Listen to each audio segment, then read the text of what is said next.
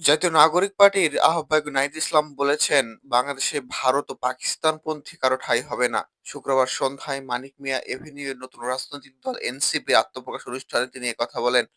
এর আগে নাহিদ ইসলামকে আহ্বায়ক ও আক্তার হোসেনকে সদস্য সচিব করে জাতীয় নাগরিক পার্টির আংশিক কমিটির নাম ঘোষণা করেন শহীদ ইসমাইল হোসেনের রাব্বির বোন মিম আক্তার।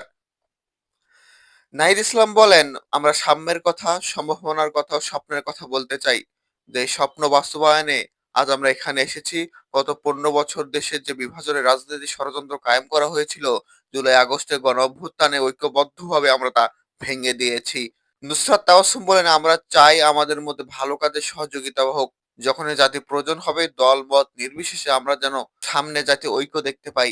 আমরা তরুণ, আমরা অনেক বড় দায়িত্ব হাতে নিয়ে এগোতে যাচ্ছি। এক্ষেত্রে সবার সহযোগিতা দোয়া চাই। জনগণের কাছে আমরা বলতে চাই যে নতুন দায়বদ্ধতা নিয়ে আমরা রাস্তায় নেমেছি।